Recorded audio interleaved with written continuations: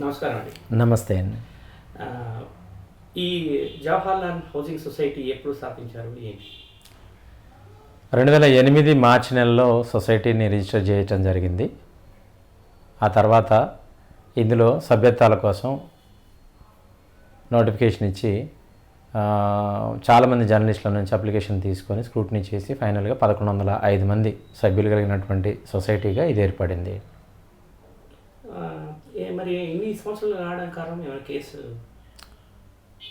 యాక్చువల్గా 2008లో ఇది సొసైటీగా ఏర్పడటానికి గల కారణం ఏంటంటే 2005-6 సంవత్సరాల్లో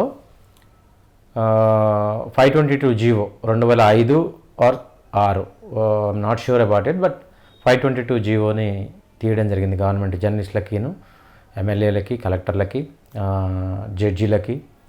సో ఇళ్ల స్థలాలు ఇచ్చేందుకు గాను 243 ఎకరాల ల్యాండ్ కూడా వివిధ ప్లేసుల్లో ఐడెంటిఫై చేసి దానికి జీవో ఇవ్వడం జరిగింది. కాకపోతే ఆ జీవో మీద ఏంటంటే ఒక పద్ధతి ప్రకారం కాకుండా పాత జీవోలు ఏవైతే ఉన్నాయో బేస్ జీవోలు 242, 243, 244 జీవోస్ దాంట్లో గైడ్లైన్స్ ప్రకారం కాకుండా ఈ 522 జీవో ఇచ్చారని చెప్పి దాని మీద ఒక పిల్ పడటం జరిగింది. ఒక కేసు రిట్ పిటిషన్ హైకోర్టులో పడటం, దాని ప్రకారం ఆ జీవోని రద్దు చేయడం కారణంగా మళ్ళీ సబ్సిక్వెంట్గా ఆ జీవో రద్దు చేస్తూ కోర్టు ఏవైతే గైడ్లైన్స్ ఇచ్చిందో, ఎక్కడెక్కడైతే లోపాలు ఉన్నాయో వాటిని సరిచేసుకొని 424 జీవో మనకి ఇష్యూ చేయడం జరిగింది. 424 జీవో మనకు కొరకే కాదు, ఎమ్మెల్యేలకి, కలెక్టర్లకి, ఇంకా ఇతరుల కోసం కూడా, మిగతా అన్ని సెగ్మెంట్ల కోసం కూడా మొత్తం 8 జీవోలో ఏమో రిలీజ్ చేయడం జరిగింది. మొత్తం 419, 420, 421, 422, 423, 424, 25, 550 జీవోస్. అది మార్చ్ 25, 26, 27 3 రోజుల్లోనూ 4 రోజుల్లోనూ తీయడం జరిగింది. సో ఆ జీవోలు వచ్చిన తర్వాత ఆ జీవోలు కూడా as per previous base GOs ప్రకారం లేవు. గ్రూప్ హౌసింగ్కి ఇచ్చినా కూడా మనకి దాంట్లో ఇళ్ల స్థలాలు ఉన్న వాళ్ళకి, ఇళ్ళున్న వాళ్ళకి ఎలా ఇస్తారు అనే క్వశ్చన్ రేస్ చేస్తూ విబిజీ చలికాని, జీవన్ కుమార్ జాదవ్, కేశవరావు జాదవ్ వీళ్ళు ముగ్గురు కూడా 3 రిట్ పిటిషన్లు వేయడం జరిగింది. ఇది ఈ 419, 420, 421, 22, 23, 24, 25, 550 జీవోలను కూడా క్వాష్ చేయాల్సిందిగా. అందులో పాయింట్స్ వాళ్ళ సపోర్టింగ్ ఆర్గ్యుమెంట్ ఏంటంటే, అప్పీల్ ఏంటంటే, పాత జీవోల్లో గ్రూప్ హౌసింగ్కి ఇచ్చినా కూడా ఫిక్స్డ్ గైడ్లైన్స్ ఉన్నాయి. అంతకుముందు ఆర్డర్లో కూడా ఇళ్ళ స్థలాలు ఉన్న వాళ్ళకి ఎట్లా కేటాయిస్తారని దానికి స్పెసిఫిక్గా ఈ మనకిచ్చిన జీవోల్లో పాటించలేదని చెప్పి ఈ జీవోలను క్వాష్ చేయాలని వాళ్ళు అప్పీల్కి వెళ్ళడం జరిగింది.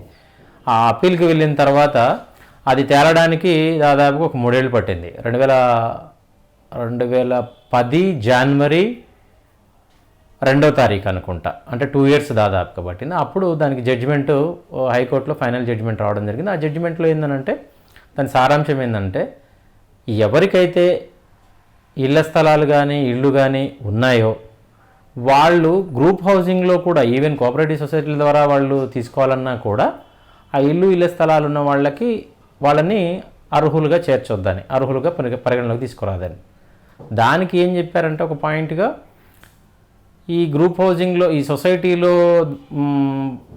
సొసైటీ ద్వారా ప్లాట్ పొందాలనుకుంటే కంపల్సరీగా అఫిడవిట్ ఫైల్ చేయాలి. అఫిడవిట్లో క్లియర్ కట్గా మెన్షన్ చేయాలి ఏమని, నాకు ఎక్కడా కూడా ఇల్లు కానీ ఇళ్ల స్థలం కానీ లేదని మెన్షన్ చేయాలి. ఒకవేళ ఎవరన్నా కనుక తప్పుగా రాంగ్ అఫిడవిట్ ఇస్తే, ఉన్న సమాచారాన్ని దాచిపెట్టి రాంగ్ అఫిడవిట్ ఇస్తే కనుక వాళ్ళ మీద సివిల్ కేసులతో పాటు క్రిమినల్ కేసులు కూడా నమోదు చేయాలని చెప్పి ఆ జడ్జిమెంట్లో ఇవ్వడం జరిగింది.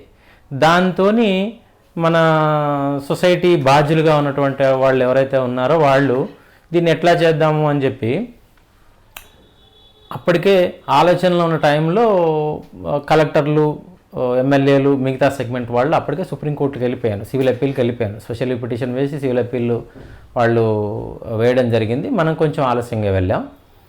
సో ఆ క్రమంలో వాళ్ళ తర్వాత అనివార్యంగా మనం కూడా వెళ్ళాల్సిన పరిస్థితి ఏర్పడింది. జనరల్ బాడీ పెట్టి మన వాళ్ళు, నేను యాక్చువల్గా ఆ జనరల్ బాడీలో అటెండ్ కాలేదు, నాకు అప్పుడు ఆ విషయం తెలియదు, కానీ తర్వాత తెలిసింది నాకు.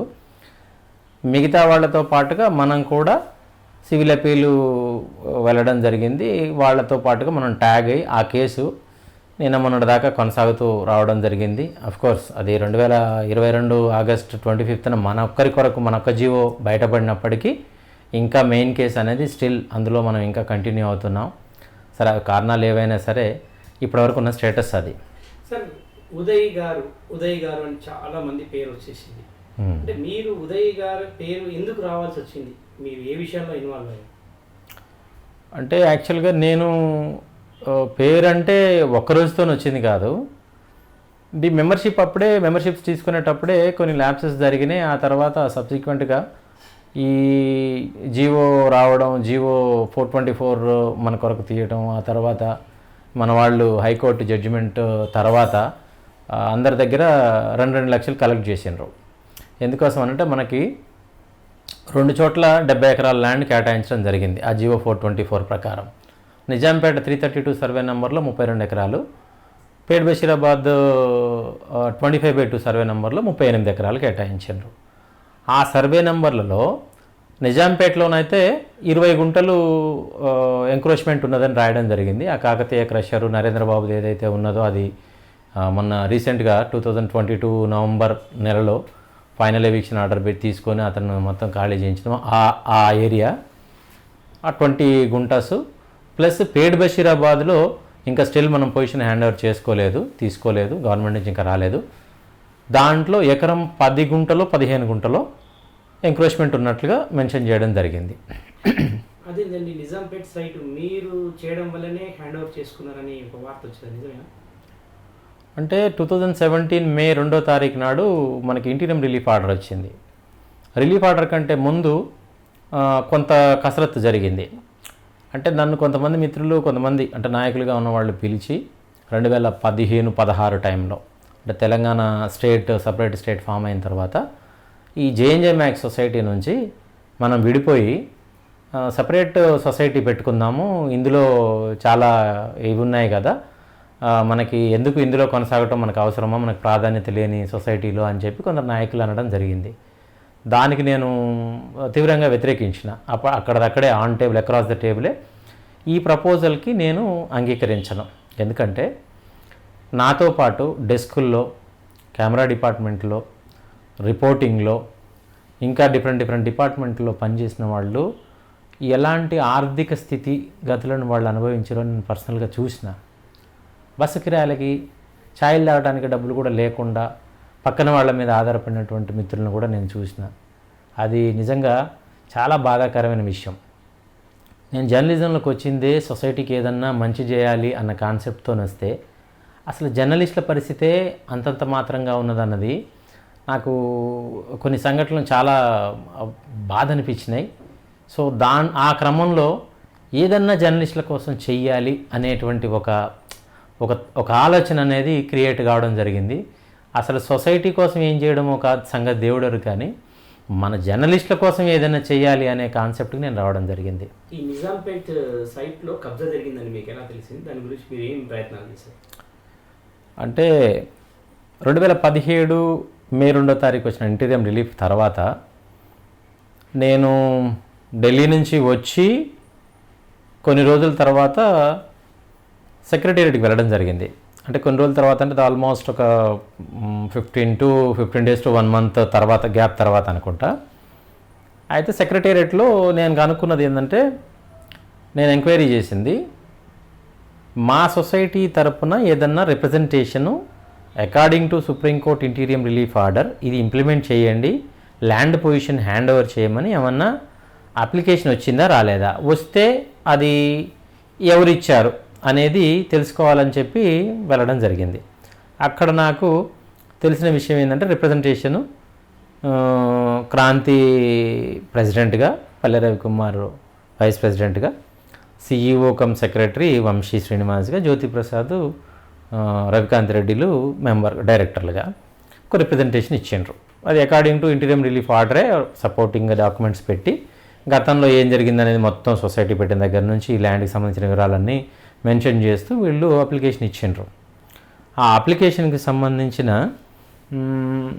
ఆ ప్రాసెస్ ఎంతవరకు వచ్చింది అని అంటే, అది జస్ట్ అప్లికేషన్ ఇచ్చిండ్రు అంతే, అక్కడి నుంచి ఎటు కదలలేదు, అక్కడే ఉంది. అది అక్కడ నుంచి నా వర్క్ స్టార్ట్ అయింది. ఇంకా అక్కడ నుంచి నాకు తెలిసినటువంటి సోర్సెస్లో ప్రిన్సిపల్ సెక్రటరీ గారిని కలవడం, ఆ డిప్యూటీ సెక్రటరీ గారిని కలవడం, సెక్షన్స్లో వాళ్ళతో ఇంటరాక్ట్ కావడం.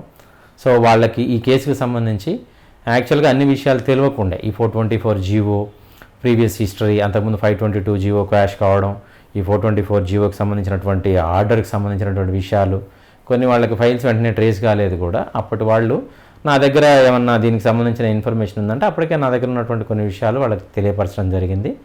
సో ఆ క్రమంలో వాళ్ళు అక్కడి నుంచి నాకు తెలిసిన అంతకుముందు సచివాలయ ఉద్యోగుల సంబంధించినటువంటి ఆ సంఘానికి సంబంధించినటువంటి ఒక నాయకుడు, నేను ఇంతకుముందు ఉద్యోగ సంఘాల అఫైర్స్ చూసేటప్పుడు రిపోర్టర్గా ఉన్నప్పుడు నేను ఆ అఫైర్స్ చూసేవాడిని. వాళ్ళందరూ నాకు పరిచయం ఉన్న వాళ్ళు ఎవరైతే ఉన్నారో వాళ్ళ సపోర్ట్తోని కొంత మనకు సంబంధించినటువంటి సమాచారం విషయంలో మన ఫైల్ మూవ్ కావడంలో నా వర్క్ నేను చేసుకుంటూ పోయినా. అడ్మినిస్ట్రేటివ్ లెవెల్లో ఏంటంటే ఎక్కడ కూడా ఫైల్ ఆగకుండా వాళ్ళకి కావాల్సిన క్లారిఫికేషన్ ఇచ్చుకుంటా దాన్ని ముందుకు తీసుకుపోవడం జరిగింది. వాళ్ళు అక్కడి నుంచి కలెక్టర్కి రాయడం జరిగింది. కలెక్టర్ రాస్తే కలెక్టర్ దగ్గర నుంచి వాళ్ళు హెచ్ఎండిఏ, ఈవెన్ కలెక్టర్కి హెచ్ఎండిఏ కూడా రాసినట్లు గుర్తు. కలెక్టర్ దగ్గర నుంచి ప్రాసెస్ ప్రకారం ఏంటంటే వాళ్ళు ఎంఆర్ఓకి ఇన్స్ట్రక్షన్స్ కోసం అడగడం, అంటే గ్రౌండ్ రిపోర్ట్ అడగడం జరిగింది. ఆ గ్రౌండ్ రిపోర్ట్ వాళ్ళు రాసి ఇవ్వాల్సిన డీటెయిల్స్ ఏవైతే ఉన్నాయో వాళ్ళకి కోర్టు కేసు గురించి పెద్దగా తెలియదు. జనరల్గా ఏంటంటే ఏ డిపార్ట్మెంట్ వాళ్ళైనా సరే అడ్మినిస్ట్రేటివ్ లెవెల్లో పనిచేసే వాళ్ళకి ఎట్లా ఉంటుందంటే కోర్టు కేసెస్ అంటే కొంచెం భయం ఉంటుంది. అంటే చాలా కేర్ఫుల్గా దీన్ని డీల్ చేయాలి, దీంట్లో పాయింట్ టు పాయింట్ పర్ఫెక్ట్గా మనం చూసుకొని చేయాలి, లేదంటే ఎక్కడ ఏం ప్రాబ్లమ్స్ వస్తాయన్న భయం ఉంటుంది. దానికి సంబంధించి నేను అప్పటికే కొంత డాక్యుమెంటేషన్ నా దగ్గర ఉంది. ఆ కేసుకు సంబంధించినటువంటి ఆర్డర్ కాపీ, ప్రీవియస్ డీటెయిల్స్ ఉండటం వల్ల, జీవో కాపీస్ ఉండటం వల్ల వాళ్ళకి క్లియర్గా ఎక్స్ప్లెయిన్ చేశాను. దీంట్లో ప్రాబ్లం ఏమి ఉండదండి, ఉన్న వాస్తవం ఇది. అప్పటికే సారీ ఆ ఏరియా నిజాంపేట సైట్కి సంబంధించి పర్టికులర్గా విషయానికి వస్తే అక్కడ ఎంక్రోచ్మెంట్ అనేది మనం 522 జీవో రిలీజ్ అయిన తర్వాత వెంటనే గవర్నమెంటు, అప్పుడున్నటువంటి కాంగ్రెస్ గవర్నమెంటు ఇమ్మీడియట్గా హుడాకి డెవలప్మెంట్కి సైట్ని హ్యాండ్ ఓవర్ చేసింది. ఈవెన్ నిజాంపేట ఒకటే కాదు, ఆ పేట్ బషీరాబాద్ సైట్ని కూడా హుడాకి హ్యాండ్ ఓవర్ చేసింది. ఎందుకు అంటే డెవలప్మెంట్ కొరకు. ఆ డెవలప్మెంటల్ ఛార్జెస్ మనం కడితే దాని ప్రకారం వాళ్ళ ఆ ఛార్జెస్ తీసుకొని మనకి ప్లాట్ అలాట్మెంట్ అనేది అప్పటి సిచ్యువేషన్ 522 జీవో ప్రకారం. బట్ ఆ జీవో క్వాష్ అయిపోయింది. అది ఫోర్స్లో లేదు, కానీ టెక్నికల్గా మన ల్యాండ్ హెచ్ఎండిఏ హుడా దగ్గర ఉండిపోయింది. ఒకప్పుడు HUDA, at present HMDA. So HMDA దగ్గర ఉన్నదన్నట్లు మన సైట్. ఈ హెచ్ఎండిఏ దగ్గర ఉన్నదానికి సంబంధించిన డీటెయిల్స్ నేను కనుక్కునే క్రమంలో రెవెన్యూ వాళ్ళతోని అసలు మా ల్యాండ్ ఎక్కడున్నది ఏంటి అన్ని వివరాలు చెప్పమని చెప్పి వాళ్ళని అడగటం. నాకు తెలిసినటువంటి సోర్సెస్లో యూనివర్సిటీ క్యాంపస్లో నాతో చదువుకున్న మిత్రులు, కొంతమంది తహసీల్దార్ క్యాడర్లో, డీటీ క్యాడర్లో ఉన్నవాళ్ళు, కొంతమంది నాకు అంతకుముందు ఉద్యోగ సంఘాల వాళ్ళు తెలిసిన వాళ్ళ ద్వారా ఎక్కడెక్కడ నాకు ఏమేమి అవసరం అయితే అక్కడక్కడ నా సోర్సెస్ని యూటిలైజ్ చేసుకుంటూ ఇన్ఫర్మేషన్ తీసుకుంటూ పోవడం జరిగింది. ఆ క్రమంలోనే మన నిజాంపేట 332 సర్వే నెంబర్లో కూడా అన్ని వివరాలు తెలపమనంటే వాళ్ళు అక్కడ అప్పుడున్నటువంటి సర్వేయరు, ఆర్ఐ, దానికి సంబంధించినటువంటి విఏఓ సిస్టమ్ అప్పుడు ఉన్నదో లేదో, బట్ వాళ్ళకి సంబంధించిన ఫీల్డ్ లెవెల్ అధికారులు మాత్రం 2-3 వచ్చి టోటల్గా తిరిగి మొత్తం కూడా వాళ్ళు విత్ స్కెచ్ ఉన్నటువంటి వాళ్ళ దగ్గర ఇన్ఫర్మేషన్తో ఇది అని చెప్పి స్పష్టంగా చెప్పాను. కోఆర్డినేట్ పాయింట్స్తో సహా, ఆ బౌండరీస్తో సహా నాకు చెప్పడం జరిగింది. సో ఆ ఇన్ఫర్మేషన్ని తీసుకొని ఈవెన్ శాటిలైట్ వ్యూ, జీపీఎస్లో శాటిలైట్ వ్యూ అంటే ఇప్పుడు మనకి డ్రోన్ సర్వేస్ ఇట్లా వస్తున్నాయి కదా, ఆ విధమైనటువంటి ఇన్ఫర్మేషన్ కూడా నేను నాకున్నటువంటి సోర్సెస్లో కొంతమందిని ఎక్స్పర్ట్స్ ద్వారా దీన్ని అప్పటి స్కెచ్కి ఫిట్ అయ్యే విధంగా మొత్తం టోటల్ ఇన్ఫర్మేషన్ తీసుకోవడం జరిగింది. ఈవెన్ డీజీపీఎస్తో కూడా ఒకసారి ఎవరికి తెలియదు ఈ విషయం, డీజీపీఎస్ సర్వే కూడా చేయించడం జరిగింది. సో ఆ చేయించినప్పుడు ఉన్నటువంటిది ఏదైతే ఉందో నా దగ్గర ఆ డీటెయిల్స్ ఉన్నాయి. ఎంతవరకు మన బౌండరీస్ ఎక్కడెక్కడ వరకు అనేది దాని ప్రకారం క్లియర్ కట్గా ఉంది. ఈవెన్ ఇప్పుడు మనం సర్వే చేసినా కూడా ఏడీ సర్వే చేపిస్తే మనకి క్లియర్ కట్గా నియర్ బై ఉన్నటువంటి కోఆర్డినేట్ పాయింట్స్ ఏవైతే ఉన్నాయో వాటితో ఈవెన్ 5 కిలోమీటర్స్ రేడియస్లో కూడా కోఆర్డినేట్స్ని తీసుకొని కూడా మనం క్రాస్ చెక్ చేసుకోవచ్చు. క్రాస్ చెక్ చేసినప్పుడు భూమిని మాత్రం ఎవరు మార్చలేరు, హద్దుల్ని ఎవరు మార్చలేరు. ఏదైనా ఎంక్రోచ్మెంట్ వచ్చింది అని అంటే ఎర్రర్ అనేది ఒక టోటల్ స్టేషన్ అనే సర్వే ఈ మెథడ్ ఉంటుంది, లేదంటే డీజీపీఎస్ ఉంటుంది, లేదంటే రోవర్తో కూడా చేస్తారు, లేదంటే పాత జమానాలను అయితే ఈ లింకులు చైన్ సిస్టమ్ ఉంటుండే. బట్ మనది డీజీపీఎస్ఏ అప్రోప్రియేట్, లేదంటే రోవర్ అయినా పర్వాలేదు. అయితే డీజీపీఎస్ది ఏంటంటే శాటిలైట్ వ్యూ కాబట్టి మనకి కొండలు గుట్టలు ఉన్నా కూడా ఈజీ అవుతుంది. బట్ టోటల్ స్టేషన్ అనేది మన దానికి సెట్ కాదు. ఎందుకంటే అది ప్రిజమ్ రాడ్ అనేది దానికి క్లియర్గా కనపడాలి, విజిబుల్గా ఉండాలి. బట్ ప్లేన్ ల్యాండ్ అయితే సాధ్యం, కానీ ఇది సాధ్యం కాదు. అందుకని డీజీపీఎస్ చేయించడం జరిగింది. చేయించిన తర్వాత మన బౌండరీస్ ఏవో అప్పటికి నాకు తెలుసు. ఆ పక్కన మనకి స్వాతంత్ర సమరయోధులు వాళ్ళకి కేటాయించినటువంటి 10 acres ల్యాండ్, వాళ్ళకి ఎన్ఓసీస్ వచ్చినాయి. అక్కడ విల్లాస్ ఏవో కూడా కన్స్ట్రక్షన్ చేసినారు. దానికి మన సైట్కి మధ్యలో సబ్స్టేషన్ ఒకటి ఉంటుంది. ఆ సబ్స్టేషన్ నాకు తెలిసి వాళ్ళు స్టార్టింగ్లో సబ్స్టేషన్ అవతల నుంచి మీ బౌండరీ వస్తుందని చెప్పారు. ఎందుకంటే 332 సర్వే నెంబరు, 334 సర్వే నెంబరు పక్కపక్కన ఉంటాయి. సో ఈ పక్క నుండి మనకి స్ట్రైట్గా నరేంద్రబాబు షెడ్ గూలగొట్టేటువంటి అతని బ్యాక్ కార్నర్, షెడ్ కార్నర్ ఏదైతే ఉంటుందో ఆ కార్నర్ దగ్గర 332, 33, 34 మూడింటికి సంబంధించిన బౌండరీ ఉంటుంది. ఆ బౌండరీ దగ్గరికి పోయిన తర్వాత కరువు తీసుకుంటుంది, మనది కొంచెం బెండ్ అయి వెళ్తుంది. సో ఆ బెండ్ ఎక్కడైతే 3 కోఆర్డినేట్ పాయింట్స్ ఉంటాయో అక్కడ నుంచి మనది స్కెచ్లో, టిఫన్లో, ఓల్డ్ విలేజ్ నక్షాలో కూడా స్ట్రైట్గా గీత గీసినట్టుగా ఉంటుంది. ఆ విలేజ్ మ్యాప్ని ఎవరు మార్చలేరు. ఏడీ సర్వే చేసినా ఇంకేది చేసినా ఏదో మాటలు చెప్పగలుగుతారు తప్పితే ఆ టెక్నికాలిటీస్, ఆ ల్యాండ్ స్వరూపం కానీ, ఆ ల్యాండ్కి సంబంధించినటువంటి స్కెచ్ కానీ, ఆ ల్యాండ్ హద్దులు కానీ ఎవ్వరు మార్చలేరు. అది ఉదయ్ గారు, మాకు వచ్చిన సమాచారం ఏంటంటే మీ ఇంటర్వ్యూ ఆర్డర్స్ కానీ, మీ సర్వే కానీ మీ సొంత డబ్బులతో చేశారండి, ఢిల్లీకి వెళ్ళడం కానీ. అదేంటండి, సొసైటీ ఉంది, డైరెక్టర్స్ ఉండగా డబ్బులు మీకు సొంత కట్టడం? అంటే ఏం జరిగిందంటే 2015-16 పీరియడ్లో కొంతమంది మిత్రులు ఇట్లా నన్ను పిలిచి, అంటే అప్పటికి నేను యాక్చువల్గా 2013లో ఒక కాజ్ కోసం నేను ఒక చిన్నపాటి ఉద్యమం, అంటే ఒక కాజ్ కోసం కొన్నాళ్ళు ఫైట్ చేయడం జరిగింది మేనేజింగ్ కమిటీని. మాది జెన్యూన్ కాజు, ఇది కంపల్సరీగా 2 లక్షలు కట్టినా కూడా మాకు ఇంకా ఇన్సెక్యూరిటీలోనే ఉన్నాం, మీరు ఏది కూడా అంటే అప్పటికి ఎట్లా ఉందనంటే, అంటే మీకు కొంచెం ఇంకా బ్యాక్ కూడా పోయి చెప్పాలి. 424 జీవోలో ల్యాండ్ అలాట్మెంట్ అప్పుడు మెన్షన్ చేసింది ఏంటంటే, ఈవెన్ 522 జీవోలో కూడా ఉంది. అది 522 జీవోలోనైతే నాకు తెలిసి @300 స్క్వేర్ యార్డ్స్ అనే ఉంటుంది. అంటే 70 acres అంటే ఈచ్ ఎకర్కి 10 members చొప్పున మనకి 700 మందికి అకామిడేట్ అవుతుంది అన్నట్లుగా. అంటే అది జీవోలోనే అట్లా మెన్షన్ చేయడం వల్ల ఏమవుతుందనంటే, అప్పుడు ల్యాండ్ వచ్చి ఉంటే కనుక 700 మందికే పరిమితం అయిపోతుండే, ఆ తర్వాత వాళ్ళకి వచ్చే పరిస్థితి లేకుండే. సో ఆ పరిస్థితులు ఉన్నప్పుడు ఆ జీవో రద్దయిపోయింది. ఈవెన్ ఆ తర్వాత 424 జీవో మన కొరకు వచ్చినప్పుడు దాంట్లో కూడా అప్ టు 300 స్క్వేర్ యార్డ్స్ అని రాయడం జరిగింది. అయితే అప్పుడున్నటువంటి కొంతమంది మన పెద్దలు, సీనియర్లు అన్నది ఏంటంటే, మేము ఇన్నాళ్ళు జర్నలిజం ఫీల్డ్లో ఉన్నాం కదా, 300 గజాలు తీసుకుంటాం, మా గతంలో కూడా మాకు రాలేదు, అన్యాయం జరిగింది, మాకు ఇన్నాళ్ళు టైం పట్టింది, ఇప్పుడున్న వాళ్ళల్లో కూడా ఏమున్నది 700 వరకు మేము తీసుకుంటాం, ఆ తర్వాత వాళ్ళకి మళ్ళీ ఇంకో సైట్ వస్తుంది, ఇంకో ప్రయత్నం చేసుకుంటే అయిపోతుంది అన్నట్లుగా కొందరు మాట్లాడినారు. అందరూ కాదు, కొందరు మాట్లాడటం జరిగింది. అయితే ఆ విధానంలోనే సొసైటీని కూడా రన్ చేస్తున్నట్లుగా అప్పటి పరిస్థితులు ఉండే. దానికి మేము సబ్సిక్వెంట్గా 424 జీవో వచ్చిన తర్వాత డబ్బులు 2 లక్షలు కట్టిన తర్వాత 2010లో ఆ అష్యూరెన్స్ అనేది మాకు కావాలి, మాకు ఈ ఇన్సెక్యూరిటీలో మేము ఉన్నాం కాబట్టి మీరు ఖచ్చితంగా దాని మీద ఒక రెజల్యూషన్ చేయండి, ఇది ప్రతిపాదన జనరల్ బాడీలో పెట్టి మాకు ఖచ్చితంగా 2 లక్షలు కట్టిన వాళ్ళకి అందరికీ కూడా అష్యూరెన్స్ ఇవ్వాల్సిందే అని చెప్పి అప్పుడు అడగటం జరిగింది. సో ఆ క్రమంలోనే 2013లో ఎలక్షన్స్ కూడా జరిగినాయి. యాక్చువల్గా 2008లో సొసైటీ పెట్టినా కూడా 2013 దాకా ఎలక్షన్స్ జరగలే. అంటే సొసైటీ పెట్టిన దగ్గర నుంచి కొన్ని ల్యాప్సెస్ ఉన్నాయి. వాస్తవంగా దాటిని ఇప్పుడు సందర్భం కాదో తెలియదు, కానీ మీరు అడిగారు కాబట్టి చెప్తున్నాను, సందర్భంలో వచ్చింది కాబట్టి. 2008లో సొసైటీ పెట్టుకొని అడాక్ అంటే టెంపరీ బాడీతో పెట్టుకొని అది ఒక నెలలోనే మనం ఎలక్షన్స్ పెట్టుకోవాలి, కానీ అది బాగా లేట్ అయ్యి 5 ఏళ్ళకి కానీ మాకు ఎలక్షన్స్ జరగలేదు. అది 2013లో జరిగినాయి.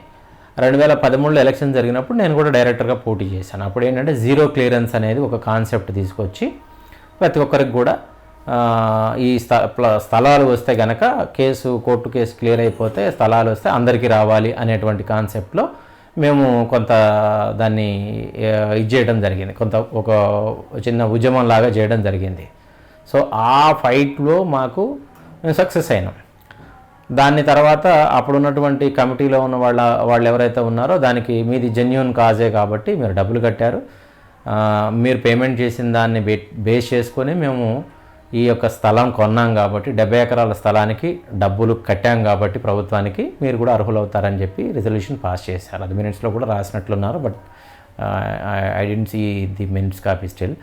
సో మీకు అందరు కూడా చాలామందికి కూడా తెలిసి ఉంటుందని అనుకోను, ఎందుకంటే రిజల్యూషన్ అయితే చేసింది నాకు గుర్తుంది, బట్ మినిట్స్ అనేది మనకి ఎవరికి కూడా కమ్యూనికేట్ ఇంతవరకు కావట్లేదు. బహుశా ఈ ఎలక్షన్ తర్వాత ఆ పరిస్థితి.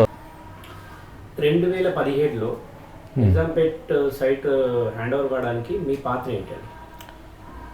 2017 మే 2వ తారీఖున వచ్చిన ఇంటీరియం రిలీఫ్ తర్వాత కొంచెం ఎట్లా ఉండేనంటే, నేను అంటే వీళ్ళు న్యాచురల్గానే చేసేస్తారు, ఇనిషియేటివ్ తీసుకున్నారు కదా. నేను ఢిల్లీలో ఇంతకాలం అక్కడ మాట్లాడినాం, చాలా సందర్భాల్లో ఎవరి ఎఫర్ట్స్ వాళ్ళు పెట్టినాం, ఆర్డర్ అయితే వచ్చింది కాబట్టి అందరికీ సంతోషకరమైన విషయం. మన ల్యాండ్స్ అట్లీస్ట్ మన చేతిలోకి వస్తున్నాయని చెప్పి నేను చాలా సంతోషించాను స్టార్టింగ్లో. బట్ ఏంటంటే అది ఒక నెల అయినా కూడా 15 రోజులు ఎంతో కొన్ని రోజులు చూసిన తర్వాత అది ఎటు మూవ్ అవుతున్నట్టుగా ఏం కమ్యూనికేషన్ రావట్లేదు. మెయిన్ అప్పటికే వాట్సాప్ గ్రూపులు పెట్టడం, గ్రూపుల్లో ఇన్ఫర్మేషన్, ఢిల్లీకి సంబంధించిన ఇన్ఫర్మేషన్ అంతా కూడా ఎప్పటికప్పుడు అప్డేట్ చేసుకుంటూ వచ్చినాం మేము. సో కానీ ఈ ఇన్ఫర్మేషన్ మాత్రం కమ్యూనికేట్ కావట్లేదు, వీళ్ళు ఏం కమ్యూనికేట్ చేయట్లేదని నేను ప్రిన్సిపల్ సెక్రటరీ దగ్గరికి సెక్రటరీకి పోవడం, అక్కడ స్టేటస్ కనుక్కోవడం, ఆ తర్వాత ఫైల్ ఫాలో అప్ చేయటం. అట్లా ఫాలోఅప్ చేసే క్రమంలో కొంతమంది నేను ఎక్కడెక్కడికి వెళ్ళినా కూడా అక్కడక్కడ కొంచెం బంధకాలు వేసినట్టుగా, అక్కడ నాకు ప్రయారిటీ ఇవ్వద్దన్నట్టుగా కొన్ని చోట్ల కొన్ని అబ్స్ట్రాకిల్స్ అనేది వచ్చి ఉండే. కానీ వాటన్నిటికీ నేను ఎక్కడ కూడా వెనక్కి పోకుండా అది ఫాలోఅప్ చేసుకుంటూనే పోయినా. ఆఫీసర్స్తోని మాట్లాడేటప్పుడు అన్ని విషయాలు మా సొసైటీకి సంబంధించి అందరికీ అన్నీ తెలియవండి, కాబట్టి ఈ జీవో 424 కావచ్చు, ప్రీవియస్ 522 జీవో కావచ్చు, పొజిషన్కి సంబంధించిన విషయం కావచ్చు, సుప్రీంకోర్టు ఇంటీరియం రిలీఫ్ ఆర్డర్లో మెన్షన్ చేసిన విషయాలే కావచ్చు, అవన్నీ కూడా కాపీలు తీసుకొని వాళ్ళకి ఎక్స్ప్లెయిన్ చేస్తూ ప్రతిదీ కూడా అటు జేసీ గారికే కానీ, ఇటు తహసీల్దార్ కానీ, గ్రాస్ రూట్ లెవెల్ కింది నుంచి వీఆర్ఓ ఆర్ఐ స్థాయి నుంచి కూడా ప్రతి ఒక్కళ్ళతో మాట్లాడుతూ వాళ్ళకి ఎక్స్ప్లెయిన్ చేస్తూ వాళ్ళ దగ్గర నుంచి ఇన్ఫర్మేషన్ తీసుకుంటూ నా దగ్గర ఉన్న ఇన్ఫర్మేషన్ షేర్ చేస్తూ అల్టిమేట్గా వాళ్ళ దగ్గర నుంచి ఒక రిపోర్టు జేసీ గారికి పంపడం. జేసీ గారి దగ్గరికి వచ్చిన తర్వాత అందులో ఆ లోటుపాట్లు ఆయన చూసి దాంట్లో ఇంకా క్లారిఫికేషన్స్ ఉన్నాయా అని చెప్పి అడగటం, వాటిని మేము డిస్కస్ చేయటం, ఆ తర్వాత కలెక్టర్ గారికి చూపించడం, అక్కడ నుంచి సీసీఎల్ఏకి పోవడం, సీసీఎల్ఏలో కూడా వాళ్ళ దగ్గర ఉన్నటువంటి రికార్డు, ఇక్కడ వచ్చినటువంటి ఇన్ఫర్మేషన్ ఏదైతే ఉందో వాళ్ళు అక్కడ నుంచి ప్రిన్సిపల్ సెక్రటరీకి పాస్ ఆన్ చేయటం. ఆ ప్రిన్సిపల్ సెక్రటరీ గారి దగ్గరికి వెళ్ళిన తర్వాత వాళ్ళు ఆ రిపోర్ట్ని బేస్ చేసుకొని ఆర్డర్ ఇవ్వటం. ఆర్డర్ ఇచ్చిన తర్వాత కలెక్టర్ గారు హెచ్ఎండిఏ నుంచి ఆ ల్యాండ్ పొజిషన్ తీసుకోమని చెప్పి ఎంఆర్ఓకి చెప్పడం. వాళ్ళు రెవెన్యూ వాళ్ళు అఫీషియల్గా రూల్ ప్రకారం, అంటే టెక్నికల్గా ఏంటంటే ఆ ల్యాండ్ 522 జీవో ప్రకారం హుడా దగ్గర, ఎస్ట్వెల్ హుడా అంటే అప్పుడు గతంలో హుడా అంటే 2005లో హుడా అంటే ఇప్పుడు అది హెచ్ఎండిఏ కాబట్టి హెచ్ఎండిఏ దగ్గర నుంచి టెక్నికల్గా రెవెన్యూ వాళ్ళు తీసుకొని రెవెన్యూ వాళ్ళ దగ్గర నుంచి మనకి చేతికి ఇవ్వడం జరిగింది, సర్వే చేసి బౌండరీస్ అన్ని ఫిక్స్ చేసి దానికి. అయితే ఆ ప్రాసెస్లో కొంత డిలే ఎక్కడైందనంటే, యాక్చువల్గా ఇది 2017 జూలై, ఆగస్టు, సెప్టెంబర్ మంత్స్లోనే మనకి పొజిషన్ వచ్చేయాల్సింది నిజాంపేట సైటు. అయితే నేను సైట్ తీసుకోవడానికి పోయినప్పుడు నేను హెచ్ఎండిఏ వాళ్ళని, రెవెన్యూ వాళ్ళని అందరినీ కోఆర్డినేట్ చేసుకొని, బహుశా అది దసరా టైంలో అనుకుంటా, నాకు బాగా గుర్తు. నేను మన సొసైటీ కమిటీలో అప్పటికి పేర్లు రాసిన మిత్రులకు కొంతమందికి ఫోన్లు చేసి, మీరు రండి, మీరు వస్తే కనుక ఈరోజు మనం పొజిషన్ తీసేసుకుందాము ఇట్లా అని చెప్తే, ఒక డైరెక్టర్గా ఉన్నతనేమో వాళ్ళ ఫాదర్కి ఏదో బాగాలేదని చెప్పడం జరిగింది. ఇంకో డైరెక్టర్ ఏమో నాకు ఇప్పుడు తీరుబడి కాదన్నట్టుగా మాట్లాడడం జరిగింది. ఇంకో డైరెక్టర్ ఫోన్ అసలు అందుబాటులో లేకపోవడం జరిగింది. ఇట్లా కాదు, ఎవరైతే వాళ్ళే లెటర్ ఇచ్చారో వాళ్ళే అధిక అందులో కమిటీగా ఉంటారు, పేరు వాళ్ళకే పోతుంది, బట్ వర్క్ అన్న నన్ను చేయనిస్తారే అనుకొని నేను దాన్ని ఫాలోఅప్ చేసుకుంటూ పోవడం జరిగింది. అయితే దురదృష్టకరమైన విషయం ఏంటంటే, సైట్ పొజిషన్ హ్యాండ్ ఓవర్ తీసుకోవడానికి పోయినప్పుడు నాకు ఒక సీరియస్ థ్రెట్ కాల్ కూడా రావడం. నాకు కాదు, ఫస్ట్ హెచ్ఎండిఏ వాళ్ళకి ఒక కాల్ వచ్చింది. హెచ్ఎండిఏ వాళ్ళకి, మీరు ఎట్లా చేస్తారు ఏకపక్షంగా, అతను ఒక్కడేనా, అతను ఏమన్నా లీడరా, అతనికి ఏమైనా హోదా ఉందా, మీరు ఎట్లా వింటారు, మీరు ఎట్లా ఇది చేసిండ్రు అని చెప్పి హెచ్ఎండిఏ వాళ్ళని కొంత హార్ష్గా మాట్లాడితే, వాళ్ళు నాకు దగ్గరికి వచ్చి, సార్ మరి ఎవరు మీ వాళ్ళట, వాళ్ళు ఏదో అధికార హోదాలో ఉన్న వాళ్ళట, మీ ఉదయ్కి ఎందుకు ఉదయ్ని ఎందుకు ఎంటర్టైన్ చేస్తున్నారు మీరు అని చెప్పి అన్నట్లుగా వాళ్ళు మాట్లాడితే, సరే నాకు ఫోన్ ఇవ్వండి నేను మాట్లాడతానని నేను ఫోన్ తీసుకొని మాట్లాడితే, ఏంటి పరిస్థితి, ఏంది సమస్య ఏంటంటే, ఒక మిత్రుడు, అతని పేరు ఎందుకు ఇప్పుడు అది అవసరం లేదు, చాలా అందరికీ తెలుసు దాదాపు. ఏంటి ప్రాబ్లం ఏంది అని అంటే, నువ్వు ఒక్కడివే లీడర్ అనుకుంటున్నావా అన్నట్లుగా వాళ్ళు కొంచెం బెదిరింపు ధోరణితో మాట్లాడతాం. అక్కడ కొద్దిగా ఇద్దరికి మధ్యన ఒక ఘర్షణపూరితమైనటువంటి మాటలు జరగటం, అది ఇప్పుడు ప్రస్తావించుకునే పరిస్థితి రావడం కూడా అన్ఫార్చునేట్, ఏదో ఫ్లోలో వచ్చింది, but I don't mean it.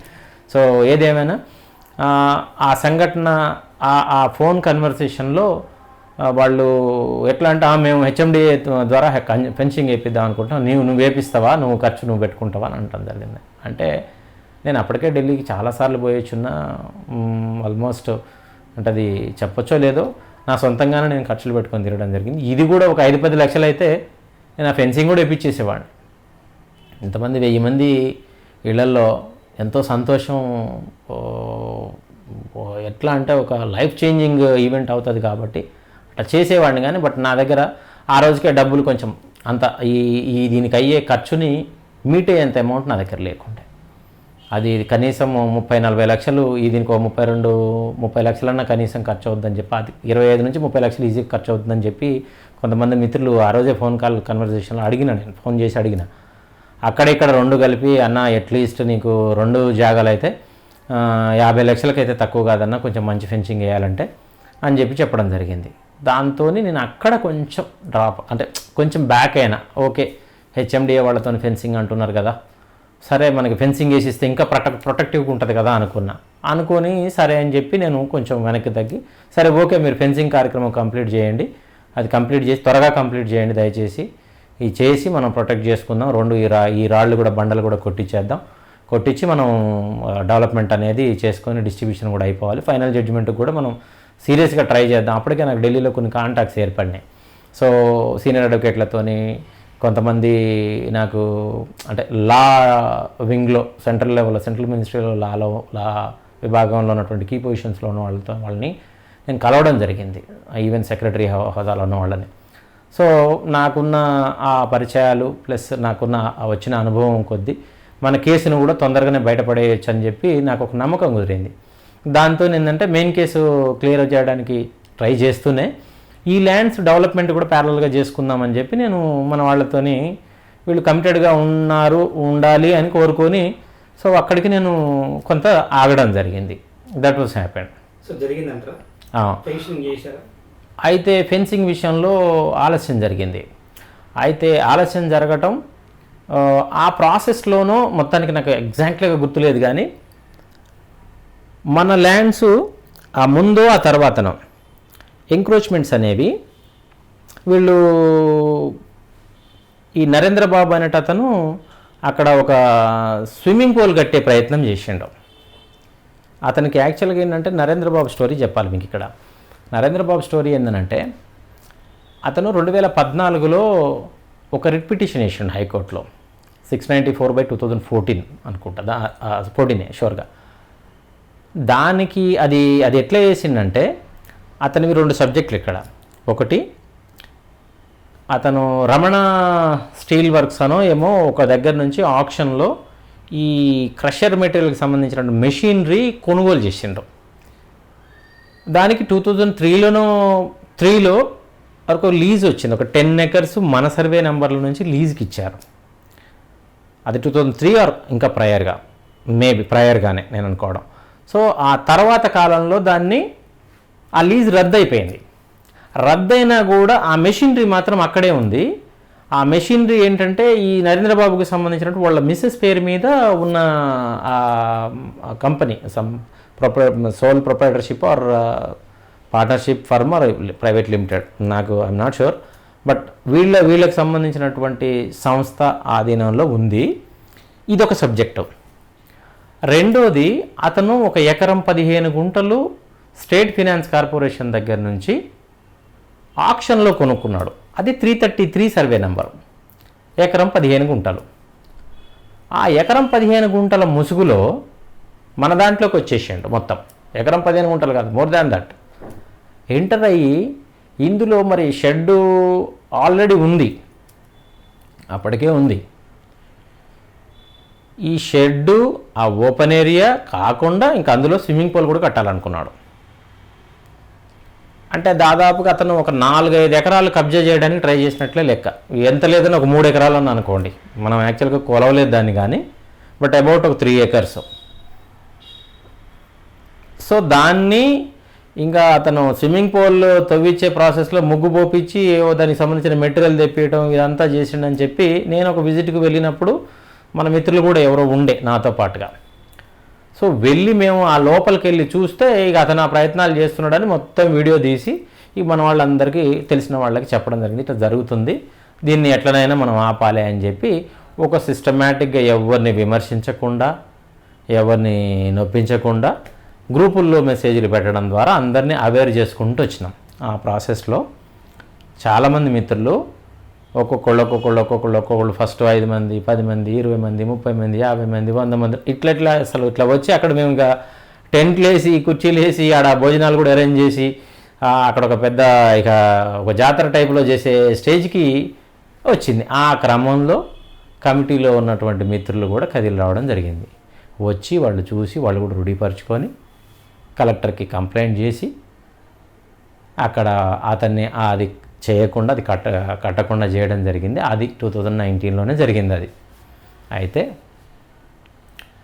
దాని సబ్సీక్వెంట్గా మనం అక్కడ జనరల్ బాడీ మీటింగ్ కూడా పెట్టుకునే పరిస్థితి తీసుకురావడం జరిగింది. ఎందుకనంటే మనం అక్కడ అట్లా వదిలేస్తే అప్పటికే ఏం జరిగిందనంటే పక్కన కట్టిన ఇల్లు వాళ్ళు చొచ్చుకొని మన దాంట్లోకి రావడం జరిగింది. నరేంద్రబాబు కొంత, ఈ పక్క నుంచి వాళ్ళు కొంత. అసలు ఇంకొక ఆశ్చర్యపోయే విషయం ఏంటంటే మిషన్ భగీరథ వాటర్ ట్యాంక్ కట్టింది, పెద్దది ఉన్నది చూసిన స్వాతంత్ర సమరయోధుల ఆ విల్లాస్ దానికి ఆనుకొని. నాకు గతంలో సర్వేయరు చెప్పిన దాన్ని బట్టి ఆర్ఐ వాళ్ళు విఆర్ఓలు అవి చెప్పిన దాన్ని బట్టి ఫస్ట్ చూపించిన దాన్ని బట్టి ఆ వాటర్ ట్యాంక్ కూడా మన దాంట్లో చాలా వరకు మన దాంట్లోనే ఉంది. అంటే కాకపోతే ఆర్డరు దానికి 2 ఆర్డర్స్ నేను చూసిన. 332 సర్వే నెంబర్లో ప్రపోజల్ ఒకసారి ఉంది, 334 నెంబర్లో ఒకసారి ఉంది.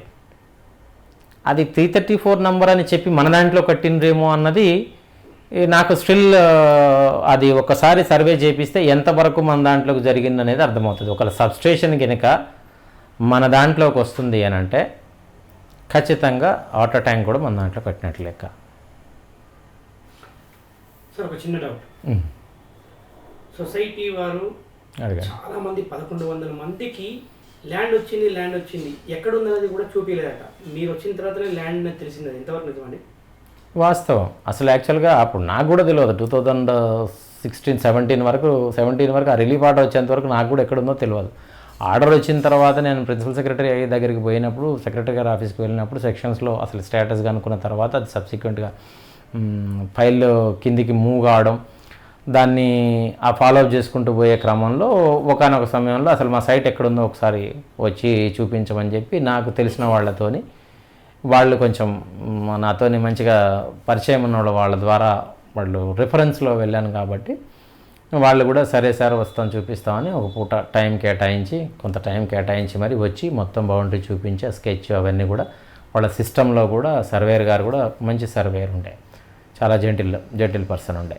సో ఇట్లా ఇది అని అన్నీ ఎక్స్ప్లెయిన్ చేయడం జరిగింది. ఆ చెరువు బౌండరీ కానీ, ఆ పక్కన ఉన్నటువంటి 333 బౌండరీస్ కానీ, ఇటు ఈ విల్లాస్కి దగ్గర నుంచి అది మొత్తం దానికి సంబంధించినవన్నీ కూడా వచ్చి వాళ్ళు ఫిజికల్గా విజిట్ చేసి చూపించడం జరిగింది. అట్లా నాకు ఫస్ట్ తెలిసిన తర్వాత ఈ కబ్జాలు వీళ్ళు ఇక ఆగే పరిస్థితి లేదు అనే ఆ టైం దగ్గర పడే ఇదిలో నేను ఒక్కొక్కళ్ళకి చెప్పుకుంటూ రావడం, ఒక్కొక్కళ్ళని నాతో పాటు తీసుకొని వెళ్ళటం, నా కార్లోనే తీసుకొని వెళ్ళి ఇది మన సైట్ అని చూపించడం, ఇట్లా నేను చాలా విజిట్ చేసిన.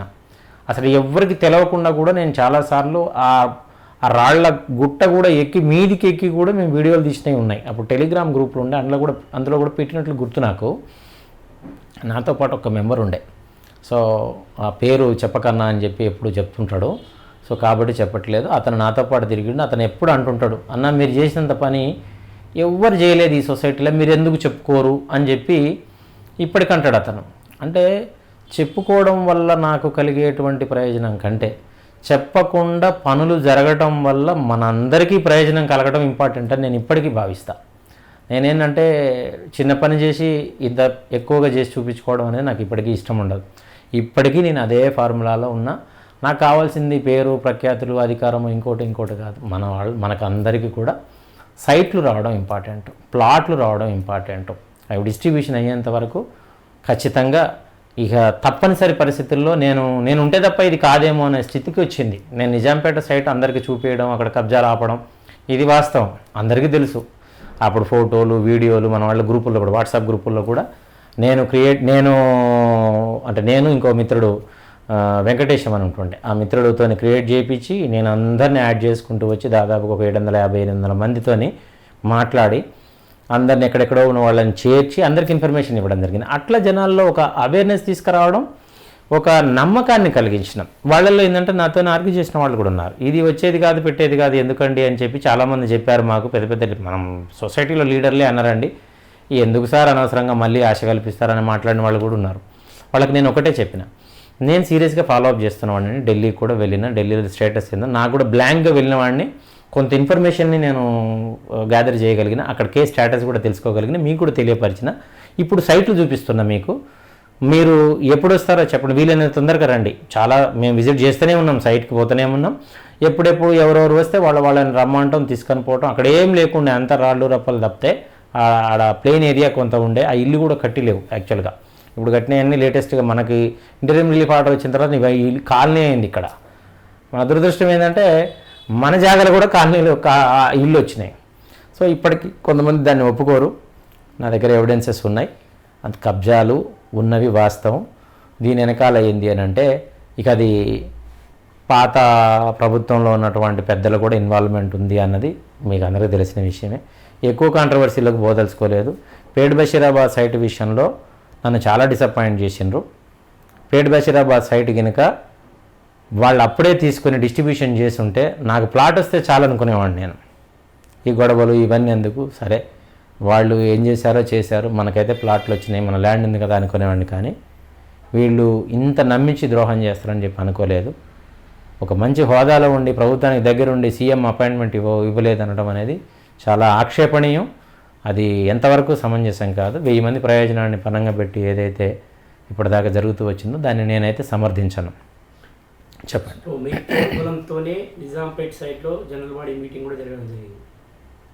That is sure. అది జనరల్ బాడీలోనే చాలామంది చెప్పడం జరిగింది. నాతోనప్పుడు మిత్రుడు వంశీ కూడా అప్పుడు బాధ్యుడిగా ఉన్నాడు. అఫ్కోర్స్ ఇప్పుడు లేటెస్ట్గా రీసెంట్ పాస్ట్ వరకు కూడా అతనే ఉన్నాడు. సో ఆ మీటింగ్కి మహా అంటే ఎంతమంది వస్తారు, ఉదయం 300-400 మంది కంటే ఎక్కువ రారని చెప్పి నాతోని ఛాలెంజింగ్గా మాట్లాడటం జరిగింది. కానీ నేను ఒకటే చెప్పిన, వంశీ గారు ఇప్పటి వరకు జరిగింది వేరు. కానీ నేను దాదాపుగా 800 మందితో మాట్లాడినా. వాస్తవంగా వాళ్ళు సభ్యుల్లో ఎట్లా అంటే దాన్ని ఏమంటారు, ఒక స్తబ్దమైనటువంటి పరిస్థితి. ప్లాట్లా మనక ఇట్లా కూడా అన్నోళ్ళు ఉన్నారు. మనకి సైట్లు ప్లాట్లు వస్తాయా, అదేమో సుప్రీంకోర్టులో ఉందట కదండి, మనం బ్రతికుండగానే రావు అని కొంతమంది చెప్పిండ్రు అని కూడా నాతో కొంతమంది అన్నారు. నేను వాళ్ళకి ఒకటే చెప్పిన, సార్ మీరు ఇంటీరియం రిలీఫ్ ఆర్డర్ వచ్చిన విషయం నేను మీకు గ్రూపుల్లో కూడా చూడండి, మీరు కొంచెం క్లీన్గా ఉంటే మీకు అర్థమవుతుంది.